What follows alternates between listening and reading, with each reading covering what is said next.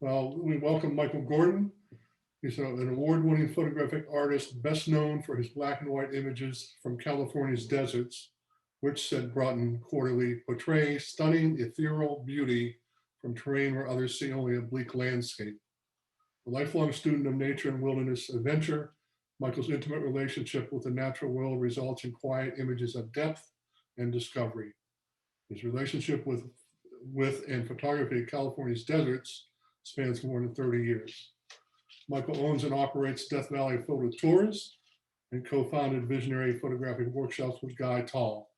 And part of the Death Valley Photo Tours is private uh, guide and take you to where you want to go. And Barbara and I have done that twice, and both times was a worthwhile experience, both personally and photographically.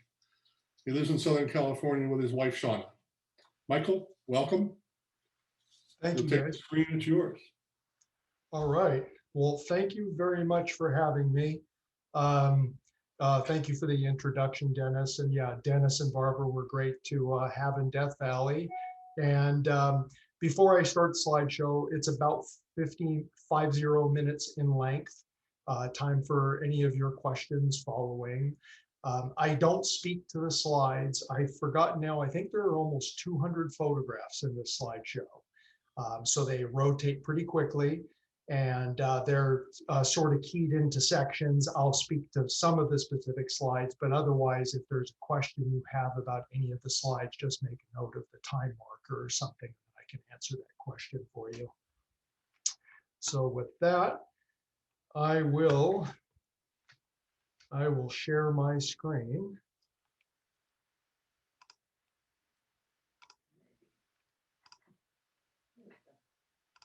And can you guys see my Death Valley National Park magnitude of mystery? Okay, fantastic. Okay. So thank you guys very much for having me present to your organization. I really appreciate it. As Dennis said, I'm a professional photographer of about 30 years. I'm a Southern California native. Death Valley is virtually my backyard. It takes me about 4 hours to get, excuse me, to get to the center of Death Valley. I spend a significant amount of time there each year, generally about 90 days of each year I spend inside Death Valley. I feel very grateful. It's an absolutely incredible place. To me, it's one of the most spectacular places on earth, and having such good proximity to it means that I can keep going back anytime, whenever is right. And for the record, today is not one of those right days. I have the live temperature up right now, and at the Furnace Creek Visitor Center, it's 115.6 degrees. Supposed to be 120 high today. Probably will hit real soon if it does reach that high, and tomorrow should be closer to 125. But I spend generally mid-October through mid-April or so of each year in Death Valley. I'll talk a little bit about overview of the park here for about the next 9 minutes. Death Valley National Park is actually a bit of a young park. As far as national parks go, it only became a national park in 1994 with the passage of something called the California Desert Protection Act, which also created Mojave National Preserve, Joshua Tree National Park, and protected millions of additional California desert acreage from any further destruction or development. Death Valley has been featured in countless television commercials, advertisements, and movies. There is actually a running list on the National Park Service website of films and commercials that they keep there. Star Wars has played a big part in Death Valley. They filmed about 9 shoots there, and Twilight Zone has had a few episodes inside Death Valley as well.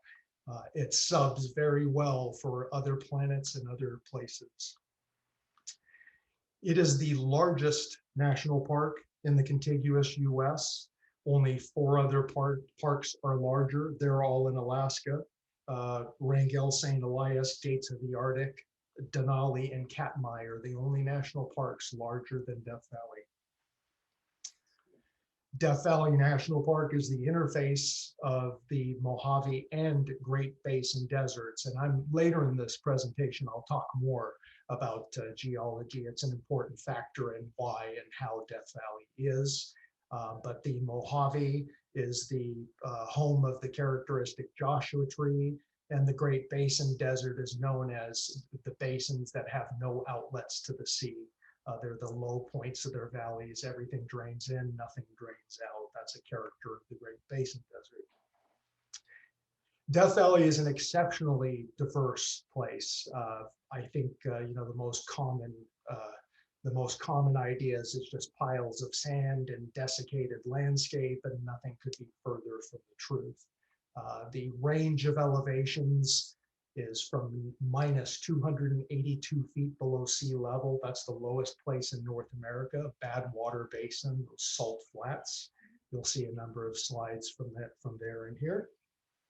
And the highest point is Telescope Peak, 11,049 feet above sea level. And those high and low points are only 10 horizontal miles from each other. It's incredible relief. The park, the size of the park is just absolutely immense. It's 5,262 square miles, or 3.4 million acres. 93% of the park is federal wilderness. Means there's no roads penetrating it, no developments, no structures of any sort. That is to say, as you drive through the park, the only or the primary paved road that goes through the park is California State Highway 190.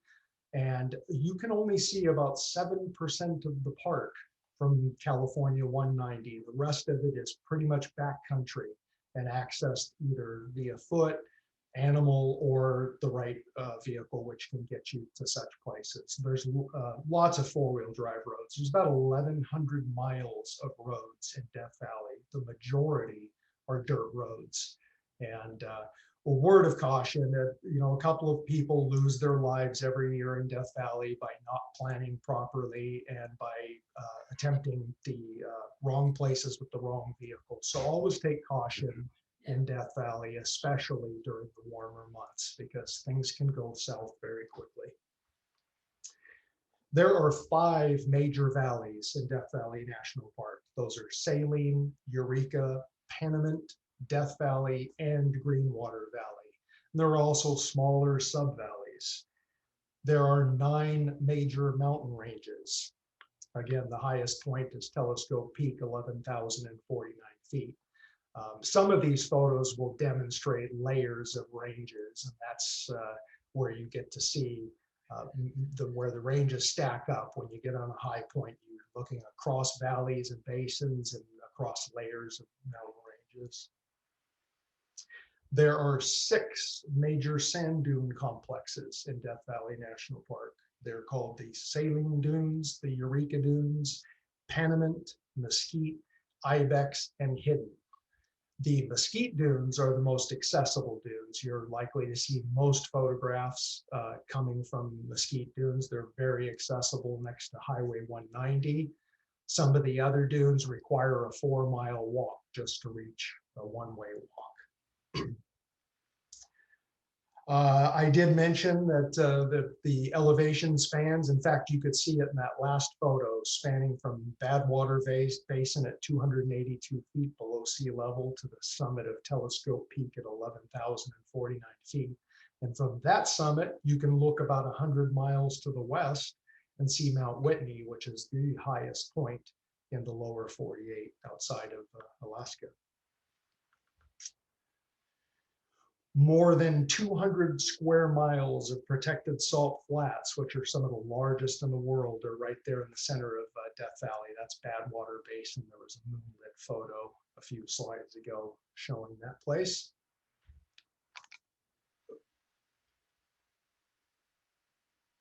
I'm not sure what happened to my images. Uh-oh. I think I had a blank slide there. Sorry about that. The park is a certified dark sky park, International Dark Sky Association certification. and it now hosts the annual Mars Fest, which is where astronomy and astrophysics people from around the country gather to celebrate Mars and space travel. Death Valley is the home of NASA testing, JPL testing, including the new rover that's on Mars. It was tested in Death Valley and in Southern California deserts. This is another photo from Badwater Basin. 200 square miles of protected salt flats.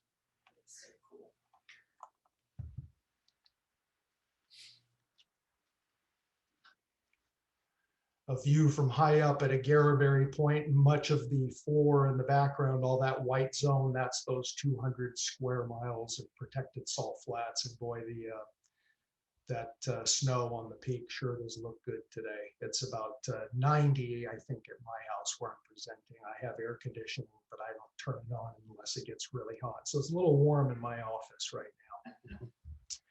In Death Valley, in fact, the next section is about climate and heat and weather, and rainbows are a lot more common in Death Valley than you would realize. And part of that is because there's a lot of rain that attempts to make it to the floor of Death Valley, but doesn't, and it evaporates in the atmosphere, leaving behind rainbows if you're standing in the right place for it. The canyon in the fold there between shadow and light is called Desolation Canyon, and that was the filming site for both a Twilight Zone episode and Star Wars. I'll start to talk about climate and heat, and in fact, I'll start with heat since it's a hot day. Here's another look at Badwater Basin. This is actually one of the most staggeringly hot places to be on a day like today. All that whiteness just reflects all of the sunlight and heat, and it can be immensely hot out inside that basin. And what's odd is the amount of people that travel now to Death Valley every year in search of extreme heat. They're now referred to as heat tourists. And in fact, you can find stories on Google about this. And it's largely French and Germans who, for some reason, want to come and experience Death Valley's extreme heat. And of course, their vacation schedules align with summer, which is really not the right time to be at Death Valley, but they don't let it stop them. And oddly, they walk out into places like Badwater Basin and out into Mesquite Dunes, inappropriately clothed, no hats, not carrying water, all sorts of things. So to me, it's actually a surprise that only a couple of fatalities occur each year in Death Valley. The topography of Death Valley National Park is pretty extreme. Very tall mountains and very low basins, which creates and dictates a lot of the weather that happens in and around Death Valley National Park. Something referred to as the rain shadow effect. So most of our storms either come from the west or the northwest, and they have a lot of large mountain ranges to pass over before they reach Death Valley. There's about 3 or 4 mountain ranges up to 14,000 feet in height before winter storms reach Death Valley. And often by the time they reach Death Valley, they don't have any precipitation left for Death Valley. The ranges to the west absorb much of it. This is why this is called the rain shadow effect. Also, this wealth of topography creates some really ferocious winds, which you can see in this particular photograph. You can see the ceiling tops of the clouds and the wind shear driving downwards off the range. And on days like that, you can get 60-mile-an-hour winds in the valley. This was an incredible haboob from 2012 when a massive dust storm came rolling down Death Valley at about speed of 60 miles per hour. And on days like that, Death Valley can almost disappear with dust and sand, where visibility is nearly gone. And each winter, many roads can close in Death Valley, close and reopen, close and reopen. It happens quite a bit. Floods can be quite extreme. In fact, this is Darwin Canyon, where Darwin Falls is, and you can see the flood debris well over this person's head packed against those trees. And these dry lake basins in Death Valley become beautiful settings when enough rain comes and deposits a nice blanket on the basin floors. And here are some of those Virga clouds I was mentioning. This is rainfall that's falling from the cloud, but the atmosphere is too dry and the rain does not make it to the valley floor. The heights of Death Valley receive snow every year, generally 6,000 feet and above. In days past, the highest range, the Panamint Range, where Telescope Peak is located, the Panamints would wear snow for much of the winter, from about 7,000 feet and higher. But with climate change, the last few winters of drought, it's often that we see the range completely devoid of snow until the next storm comes. In fact, there used to be a little bit of a joke referred to as ski Death Valley. People used to hike up Telescope Peak and ski off the east face for as long as the snow would carry them. That makes for a very huge day. Death Valley has the world's hottest temperature, recorded in 1934 of 134 degrees. It still has not been officially broken. Last year, there was probably a 130-degree day during our summer, which has still not been certified, but it most likely hit 130 last year. There are meteorologists who believe that the sensors are just simply in the wrong places, that Death Valley maintains consistently above 130-degree temperatures in very specific places. And until we permanently place sensors there, we'll never know. But studies have been done and they prove that many days each year, the floor of Death Valley reaches 130 degrees. The sensors are in the wrong place. It's a pretty extreme temperature. This was my hottest day there. That was in 2013. And in fact, that temperature is a little high. It was 129.3 that day. And that was the modern record since 1934. I'll talk now about human history. Native Americans have occupied Death Valley for more than 10,000 years in 4 different phases. And, we really don't know a lot about their history because it's oral, it is not written. So we know only what they've told us or what we've been able to infer from leavings or findings on the ground, including encampments, rock art, geoglyphs, structures, rock structures, all sorts of things that they've left behind. Some of them we can date to know about when they were left. But first Indian occupation was about 10,000 years ago when Death Valley had a very large lake in its basin. And I'll talk more about that later. Currently, they're known as the Timbisha Shoshone. These things you see in the foreground, those are called sleeping circles. So California Indians are nomadic. They move around a lot as food becomes available. They travel to where the food is. They spend winters on the floor of the valley where it's cool and not snowy. And they move up into the highest points of the mountains during summer where it's coolest. And that's where they could actually catch larger game like mule deer and bighorn sheep. And then also where harvests become possible of things like pine nuts and other high elevation plants. And those practices actually still continue today throughout Death Valley and the Eastern Sierra. The Timbisha Shoshone, which are a Southern Paiute tribe, they only received formal recognition in 1982 by petitioning the federal government. They were not recognized as a tribe, and Death Valley was not recognized as their homeland, despite 10,000 years of occupation.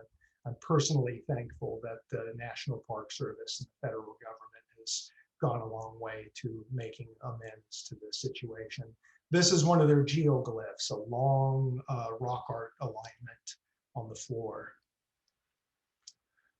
And throughout Death Valley, there are just many sites, but it took me many years to find them, to discover them. And now I pretty much can know where I can find Indians just based on my experience of finding them in the past and knowing how they move through this landscape. This is a particular interesting spot because here you have inscriptions of the first white pioneers from 1849 to 1860 mixed with the Native American inscriptions that are thousands of years old. The early white miners came west in 1849 with the California Gold Rush. I'd like to recommend a great book to you. It's called Death Valley in '49. It's written by William Lewis Manley, one of the pioneers of Death Valley, for whom many things are named and for whom much of the stories come from. Death Valley in '49 is a free publication found online.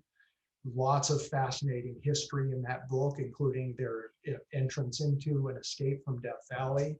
Yeah. But after them, about 10 years later, after that first party became entrapped in Death Valley, desperately entrapped, 10 years later, miners returned to start seeking mineral wealth in Death Valley. And really, were it not for miners and all of their roads that they put in place for us, it's seriously doubtful that we would have the access to Death Valley that we do today. Most of those 1,000-mile of roads that I mentioned, most of those were laid by miners to reach mining sites, and they can be found all through the backcountry. Mining was after silver and gold, which in a sedimentary landscape like Death Valley National Park, it's really not a brilliant idea to look for gold and silver. So they wasted a lot of effort and a lot of time and didn't extract much of either. But what Death Valley really is rich in is borax. And perhaps you're familiar with the 20 mule team borax, and that is actually how they hauled borax from Death Valley to the town of Mojave, California, where the train was. 165 miles cross country, borax was hauled in gigantic carts with 20 animals. 2 men, 20 animals, couple of 1,000 gallons of water, and 10 days of travel. And they carried that on for 8 years. It's pretty incredible. Even today, as I cross the desert in my vehicle, I think about them doing it with animals and with water and having nothing to find in that 165-mile span. The Pacific Coast Borax Company played a huge part in the formation of Death Valley. They were the original owners of Death Valley National Park for the most part, before it was known as a park.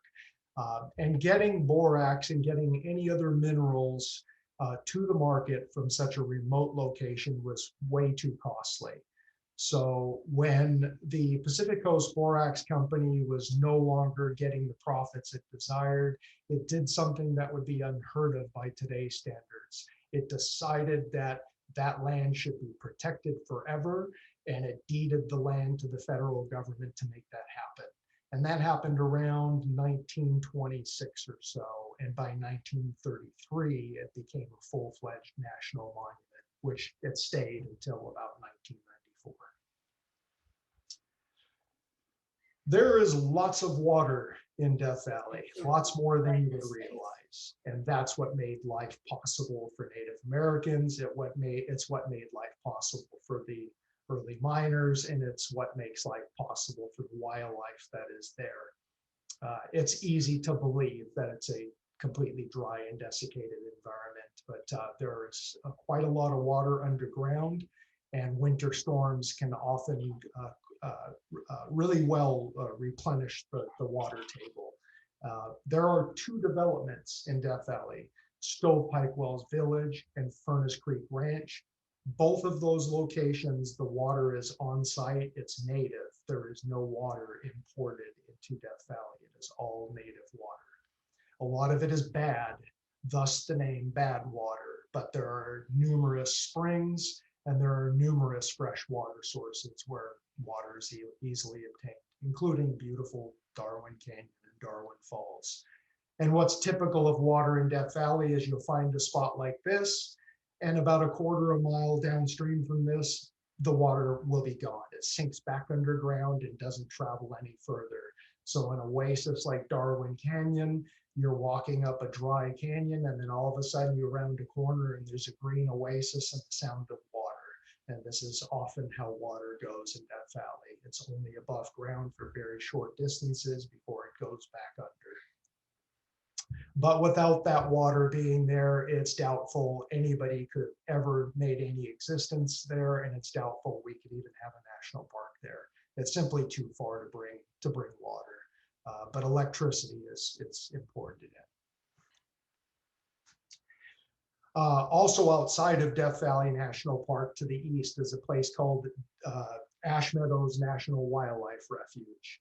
And that is considered part of the management of Death Valley National Park. And what's unique about Ash Meadows and in Death Valley proper are pupfish, which are very small fish, about 1 to 2 inches in length maximum. And those fish have evolved over thousands of years existing in their tiny little holes. And each species of pupfish has evolved distinctly in the hole they reside. They were trapped since the last ice age. I'll also talk about some wildlife here. Ravens are one of my favorite. Ravens are the most ubiquitous in Death Valley, and I have some friends there. And sometimes I get lucky, like meeting this great horned owl with his raven kill, and I'm literally just feet away from him photographing him. He's got a headless raven there with him. It's a pregnant bighorn sheep. In Death Valley are 7 plant communities and 3 biotic life zones supporting 51 species of mammals, 307 species of birds, 36 species of reptiles, 3 species of amphibians, and 2 species of native fish, including those pupfish I mentioned. There are 1,000 species of plants and 23 are endemic, meaning they're found nowhere else on Earth. They're native only to Death Valley. They've evolved inside Death Valley. Animal species include the pupfish, which I have no photographs of, I don't believe, in this presentation. Desert tarantulas, like you see here, which are perfectly harmless and really fun to hang around. A desert bighorn sheep, coyotes, wild horses like these guys, kit fox, which I think there's 1 or 2 photos of here, wild burros or wild donkeys, mule deer, and at the highest elevations, even bobcat and mountain lion. Mountain lion can only exist where either there's the presence of mule deer or bighorn sheep, primarily mule deer. So the mountain lions are limited to 2 or 3 mountain ranges in Death Valley. I've not had the pleasure of seeing or photographing them, but I have found their tracks. Bobcat I see pretty regularly in Death Valley.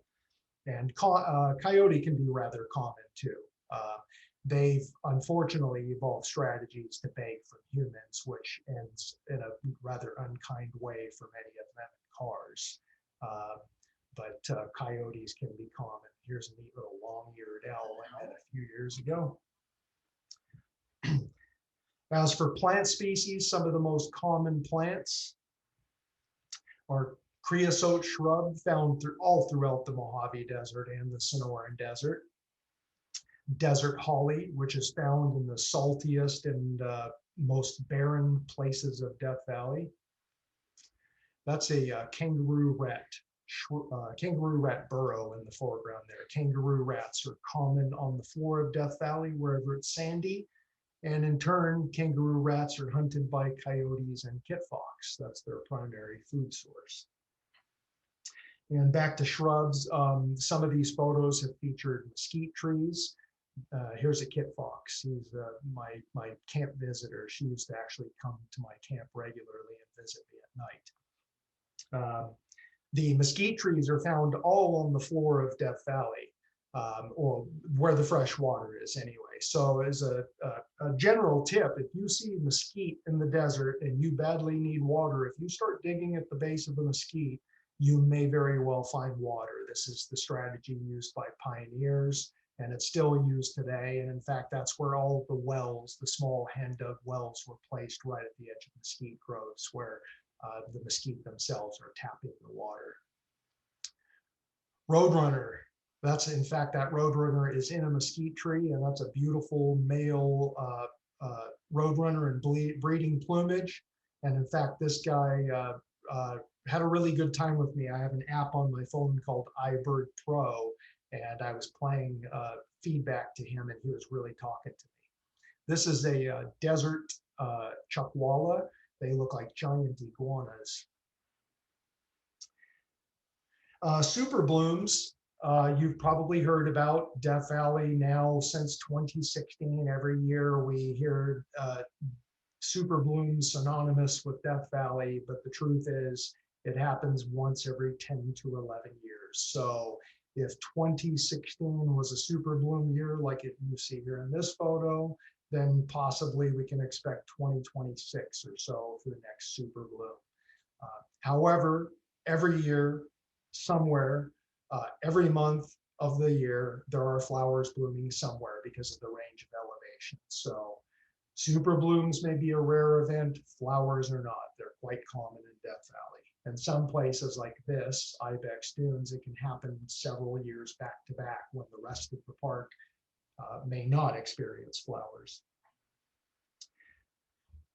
Also on the floor of the valley are sagebrush, blackbrush, and as we move up in elevation, there's Joshua trees, pinyon pines, junipers, limber pine, and even ancient bristlecone near the summit of Telescope Peak. Many of these particular photos, I think, all came from the 2016 super bloom. This creosote shrub, as I mentioned, these are found all across the Mojave Desert and all across the Sonoran Desert, and they bloom profusely through March and April, elevation dependent.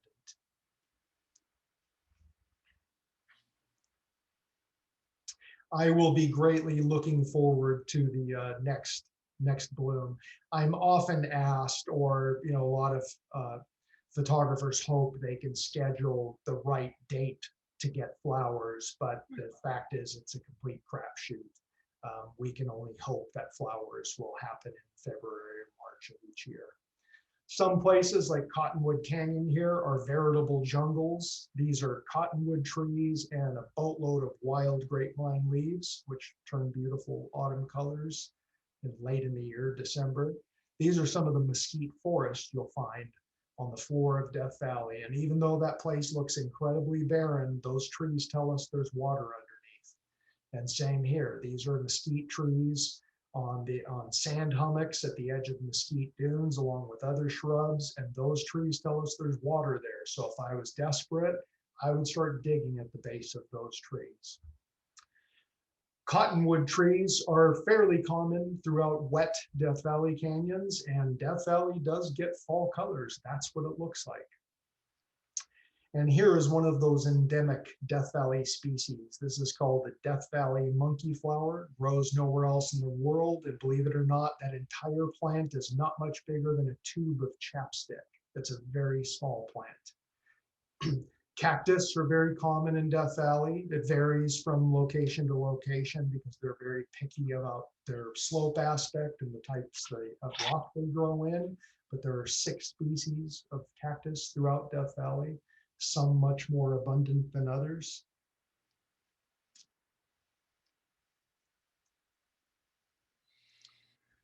And at the edge of the basin, where there's just slightly less salt, we can see a lot of salt there in the background. Only the most salt hardy shrubs can grow, like those Cooper's Rush there. Cooper's Rush, desert holly, and a few others, other salt plants are the only ones able to grow in such poor environments. And Joshua trees are found in about 3 locations in Death Valley.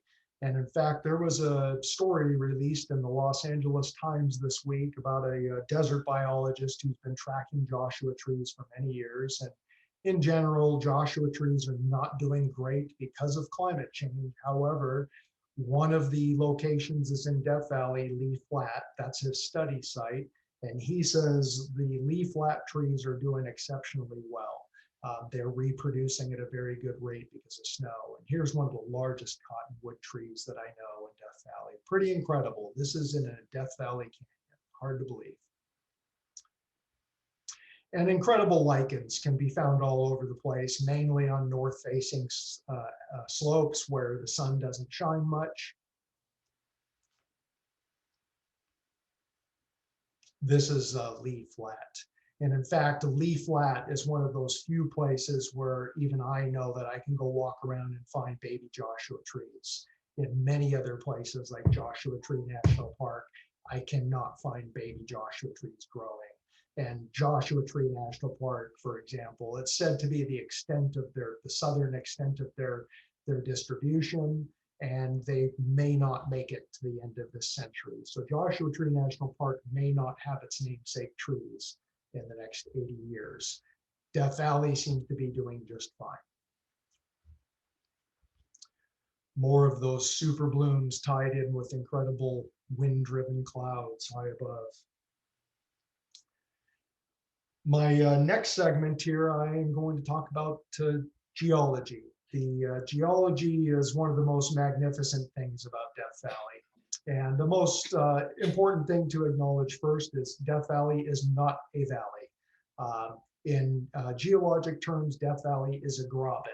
And a graben is a fault block that is dropping. And in fact, if we look at this illustration, you'll see normal faults, horse grabens, and each of those fault blocks is representative of a basin in a mountain range. And if we look at the landform profile at the top, you kind of can see that going from the Sierra Nevada eastward into the state of Nevada. And that gives you the profile that we're seeing in the illustration below. But basically, a graben or a floor of the valley continues to drop while the mountains continue to rise. And that's exactly what's happening in Death Valley.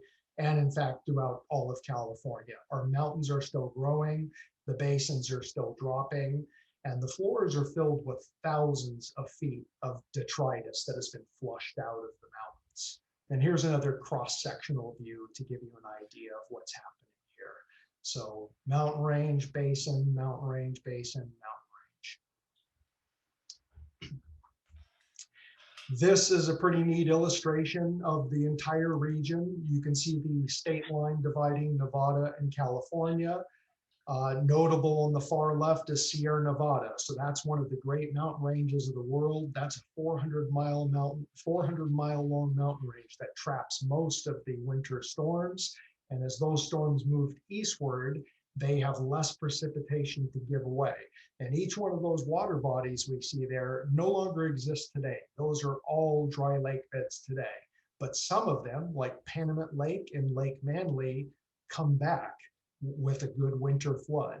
And they can be just a couple of feet deep or even just inches deep. But at one time, Lake Manly was 600 feet deep. And Panamint Lake and Owens Lake were not near as deep, but all of those today are dried out and they only reappear with a good winter storm.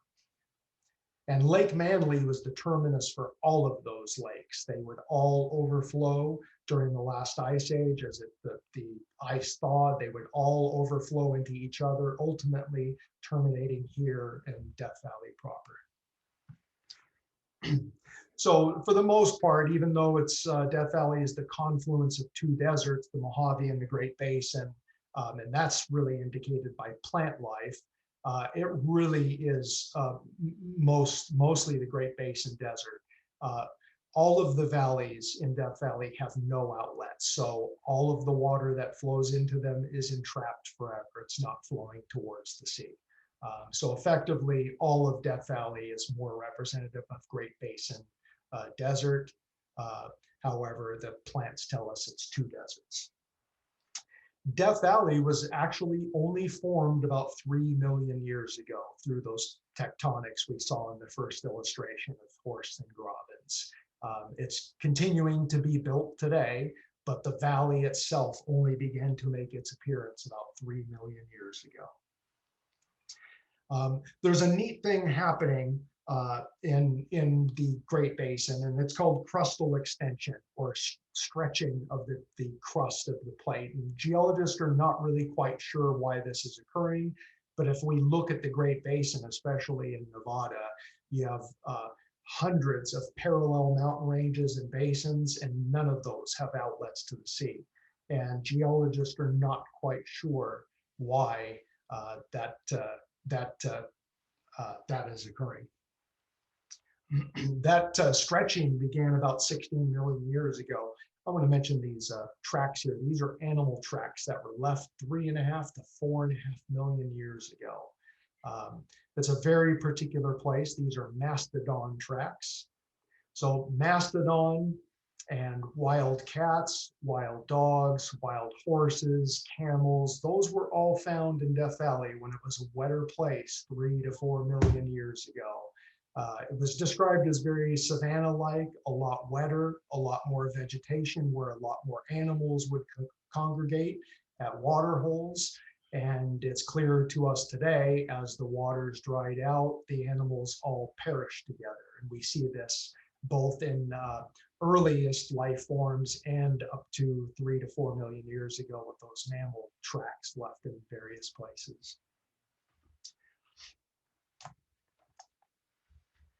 The subduction of the Pacific plate against the North American plate is uplifted much of the region. And in fact, in 2019, July of 2019, so just about 2 years ago, there was a 7.1 magnitude earthquake that hit just to the southwest of Death Valley National Park. To our knowledge, nothing really occurred inside Death Valley National Park, but the town of Trona, it took a big hit, and the town of Ridgecrest nearby also took a big hit. And from that region all the way to Mono Lake in the Eastern Sierra, I bet some of you photographers are familiar with it. This is a very tectonically active region. And in days of yore, we used to worry here in California about the San Andreas Fault. That used to get all the talk. Now the San Andreas Fault is not really getting the attention it used to. And now the concern is with this thing called Walker Lane. This is Ubehebe Crater, a spectacular volcanic crater in the north end of Death Valley. This Walker Lane is very tectonically active. We have hundreds of earthquakes in the state of California every day. Most of them are undetectable by most of us, but there are sensors everywhere.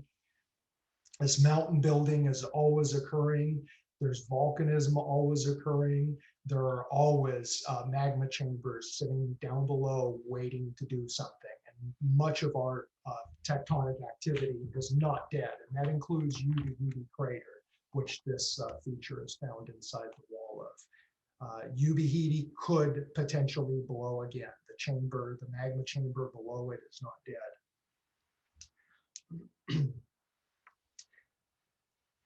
I'm going to read you a direct passage. Death Valley today possesses a diverse, complicated, and beguiling terrain with a distribution of rocks that are variably faulted, formed, deformed, mangled, and chaotic. I just love that. And in fact, I know a couple of geologists who refer to Death Valley as all messed up geologically. There are even some conundrums in Death Valley that can't be explained. Pieces of the geological time that are missing from the formations, which I think is pretty fascinating. And those are referred to as unconformities. They puzzle modern geologists. They're gaps in the geologic record.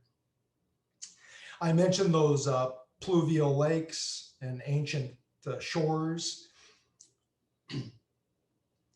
And they left behind very clear evidence in some certain places. There's especially a butte in southern Death Valley known as Shoreline Butte. And Shoreline Butte has strand lines, that is receding wave cuts on the butte as Lake Manly receded from 600 feet to nothing. It left strand lines on the butte that gives us clear indication of wetter times. And also Native American encampments were found at the edge of what we now know would have been Lake Manly 600 years, or sorry, about 10,000 years ago, ancient camps. The oldest piece of Death Valley National Park is about 1.7 billion years of age. And those are at the base of the mountains near Badwater. Much of Death Valley is actually considerably younger, but those are very old basement rocks that have been pushed up through that faulting action that we looked at earlier.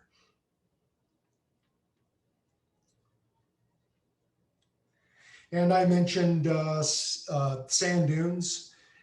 There are 6 sand dunes throughout the park, 6 sand dune complexes, including blow sand just about everywhere.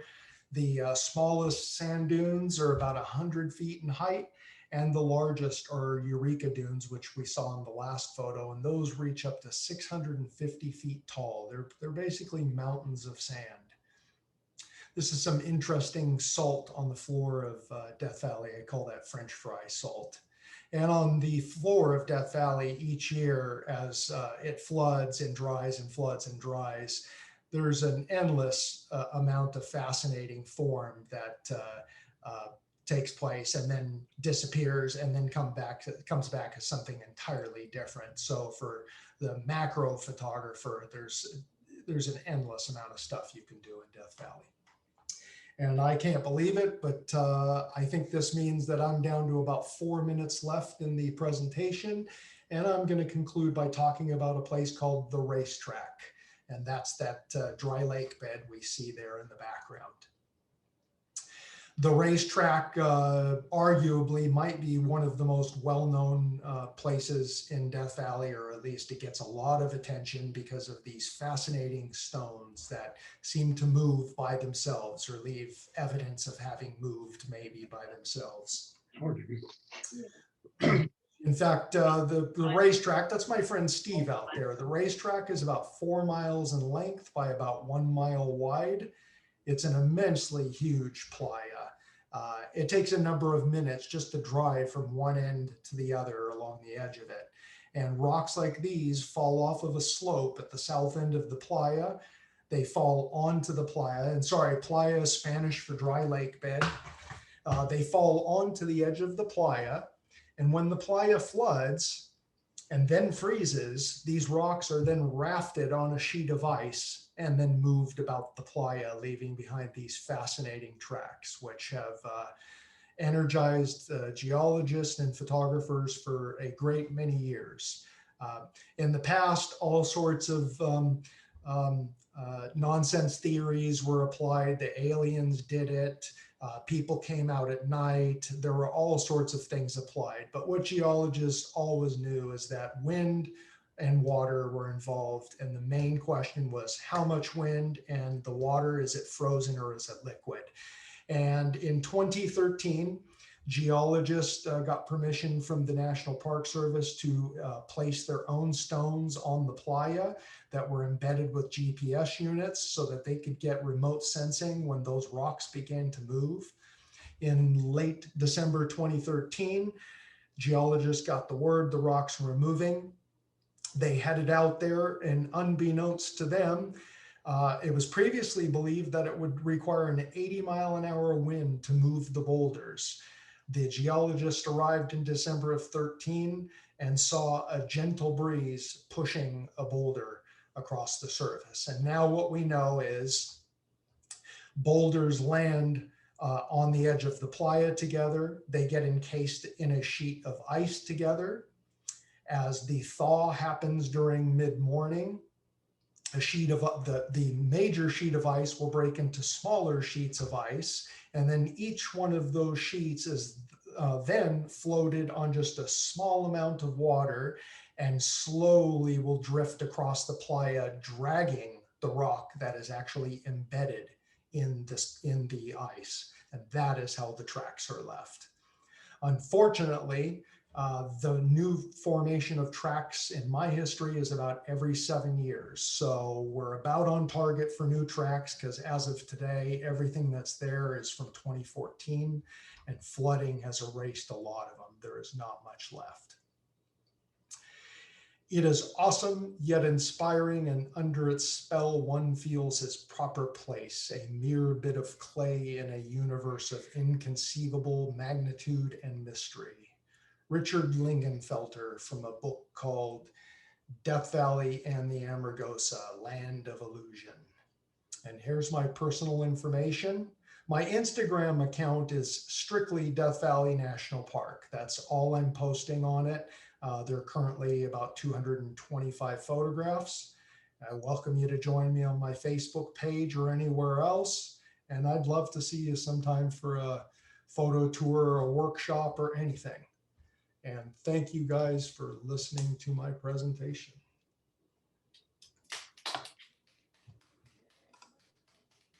Thank you. All right, thank you very much. Any questions? I see 80 is hot for me. Here, tourists are nuts. That's me. Yeah. What do you guys have for temperature today? 75. Very nice. Very nice. So is there a rainy, wet season in Death Valley, Michael? Yeah, so the wet season, you know, and I hate to preface this way because it sounds negative, but the climate is changing. And so the rainy season is shortening now in Death Valley. I used to say it included December. Now it almost hardly includes December. It's closer to January 1st. So January and February are now more like the rainier months in Death Valley. And March of the last few years has done pretty well too. December is not much of a winter month for us anymore. And in fact, we've had major wildfires in December. So our climate has changed a lot in California. So yeah, January and February are the rainy months with the greatest potential for light, storm, clouds, and so forth. Michael, I have a question. A couple of your photos had blue tinges to it. Do you know where those were? What was the component? What was the subject? I think it's kind of not like Zabriskie Point, but it's kind of that kind of Canyons. topography. Yeah. I bet they were canyons. And I'll share some personal philosophy here about that color balance that you see. So I always advocate to folks when we walk in canyons together, actually, regardless of where you go, my settings on my camera is daylight full time. The only time I vary from the daylight setting for color temperature, the only time I vary from the daylight setting is when I'm doing night photos. And the reason why is because daylight actually captures any color balance that's naturally present in the landscape, including blue canyon walls. So when you have your camera on auto or cloudy or anything else, the camera is going to attempt to mitigate that color cast. And for me, that's a motivating factor. The blue is often, or any color cast, any cool color cast is often what I'm attempting to use as part of the composition. And I don't want to get rid of it. So my advice is to always shoot in sunny, because that is actually representative of what is actually going on. And auto white balance attempts to neutralize and make gray neutral any color cast that's present in the scene. So my guess is you were seeing blue canyon walls, and that's an effect of skylight hitting canyon walls, or any landscape for that matter. Anytime it's blue overhead, whatever's below becomes blue. No, I think it wasn't a canyon wall. It was like just a series of rocks, and they were different colors, orange and pink and all that. And some of them had, and I thought it was chemical, something to do with copper, but I wasn't sure. It could have been. So, minerals in Death Valley are extremely diverse, including copper, although there's not much copper in Death Valley. But yeah, there's a ton. In fact, my friends from other states say one of their favorite parts about Death Valley is the diversity of color in the rock. It's like, if I think about Utah is an incredibly beautiful state, but it's all red. There's no variation to red. It's just all red sandstone. And you come to Death Valley and you see an exceptional wealth of color. And so that when I shoot color, that's what I'm motivated to shoot, is that distribution of color. Thank you for the question. Mhm. Anybody else? Are there indigenous people left in Death Valley? Yes, yes. So the tribe still lives just next to Furnace Creek Range, which is now called the Oasis. They have about 30 trailers. I don't know if we went to lunch there at all, Dennis, We but went and we had breakfast taco. okay, yeah. So I like to take as many clients there as possible because we support the tribe instead of Xanterra, the concessionaire, or the National Park Service. We get to support the tribe. Unfortunately, 2020 and 2021, they've shut down because of COVID for obvious reasons. They don't want to get anywhere near us. So yeah, there are about 30 families that still live in Death Valley. All the families, they weren't necessarily born in Death Valley, but they are tribe members. And you know, they actually, that segment they live on is chink out of the national park. It does not belong to the National Park Service. It's tribal land, but that's a very small piece. But yeah, they're there. They work for the Park Service. They work in and around the park, and I love to get their Indian tacos. Indian tacos, for those who haven't had them, it's fry bread. So if you've been to the Southwest and ever had fry bread, it's fry bread with taco ingredients piled on top of it. And if you love fry bread, then it's hard to pass up. So, and thanks to those who have left comments and had to take off. Thank you. You used to teach an like intro to large format class. Do you still? I know you still will offer that on like when someone asks, but do you still shoot 4x5 yourself? I do. Yay! Yeah, I wish that I could schedule that class annually, but the last few years I've tried and I can't make it happen. And last year I tried to arrange a private workshop with a couple of people who were not related, but we couldn't get it to work out. But unfortunately, there's so little interest in large format today, or they're not interested in learning with me, that I can't make that workshop happen any longer. But yeah, I still shoot it and I'd still love to teach it. And in fact, I wish more people would take up the format. But understandably, dealing with film and scanning is a complicated process. But in fact, there's somebody is developing a digital back right now for 4x5. It should be about ready, but it's still out of the price range for most people. So yeah, we're still stuck with film and development and scanning to get it to the stage that DSLR, it's just click and you've got it, Yeah, but film is fun. It is. These And I the love guys working. the guys in my club that are here know that I like the one behind me is a 4x5 shot. Beautiful. And there's something very different about the process, right? Working with an image that's upside down and laterally reversed, it really makes you slow down and take the time to get everything perfect about it. And that's very different from that snap happy age that we're kind of in right now. So I love both mediums, but I started with film and difficult formats. So for me, it's not a big deal. Yeah, I shoot with anything that records an image. So yeah. But I've wanted to get out there to take your workshop. I was actually going to sign up for it one year, and my husband was still in the reserves, and that was happened to be when he had drilled. So. Oh, gotcha. Michael, it must have been you that took all the hotel rooms in 2016. Myself and two others on a whim decided to go to Death Valley in March. And I think we hit that super bloom. You did. And I think Art Wolf was there, and it was just a crazy time. But it was. We had to do standby and room together and all kinds of stuff because rooms are hard to get. Yeah, and two additional things happened in 2016.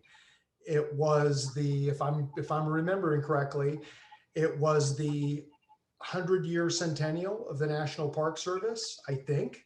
So they were doing celebrations the same time for Park Service centennial as the Super Bloom. And then on top of that, they had a citizen science initiative called BioBlitz. It was the first time that the NPS ran this BioBlitz program. And I think every national park unit in the country did it. And they invited citizen scientists to come out and count flowers, birds, plants, whatever. Biological surveys. And because we were having a super bloom during BioBlitz, all of these people came out to count flowers too. So it was all of those things colliding at one time. But, and unfortunately, ever since then, the chambers of commerce every year start running with that super bloom word in January to try and get the rooms booked up. So every year I see the word super bloom in print, and it's like, you really can't say that, but every 10 years, but they do it to help businesses. Yeah. So Yeah. every year it gets published now, even though it's happened twice in my life. Yeah, it's such a short time period to visit that you really do. It's almost like Big Bend National Park. You have to get your reservations almost a year in advance. Yeah, and of course you can't know that with a super bloom. Right. I mean, but usually March is a good time. Yeah. Yeah. Yeah, if we're going to have flowers, mid-February to mid-March is a guaranteed good window for sure. Yeah. But 16, the super bloom was absolutely incredible because I believe that I started shooting flowers sometime in January at the lowest elevations in the very south end of the park, and I was shooting flowers at high elevations still into mid-April. So it was just weeks and weeks and weeks of flowers, and I was just in bliss. It was just awesome. It was great. Yeah. Well, thank you for your presentation. You're very welcome. Bob De Jesus asked, how do I get to those remote sites? So, and I hope I haven't missed any other questions. So for Bob and anybody else, so I have a 4-wheel drive truck. 4-wheel drive gets me to anywhere I need to get, and then my legs take over from there. So almost all of my photographs are taken on walks. Some of them in the slideshow were probably near the car, but generally I don't do well standing next to a road with cars whizzing by me. I need to be in a quiet space away from people. So I walk into everything. Sometimes that's walking from the side of the road, or sometimes that's driving some number of dirt miles to get to a place, and then I'll start a walk. But yeah, and I'll walk great distances in Death Valley by myself. With workshops and tours, we'll generally walk as much as about five miles a day, which is a very reasonable amount in Death Valley. It's very easy to walk that distance without much fatigue. Yeah, I agree with that.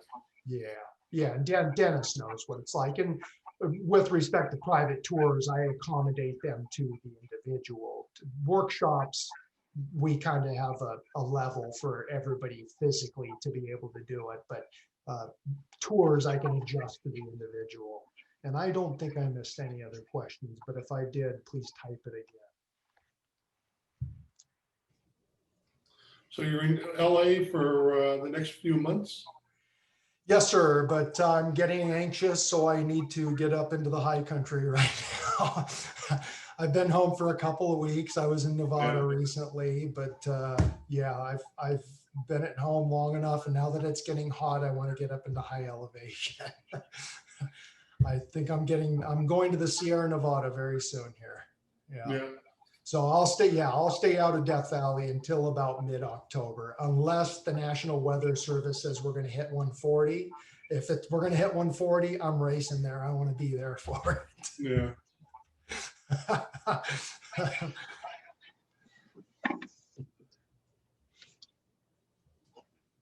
Any other questions?